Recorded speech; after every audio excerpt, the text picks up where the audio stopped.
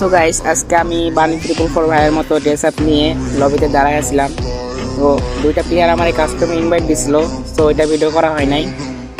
Game প্লেটা video করছি, তো সেটা আপনারা দেখেন।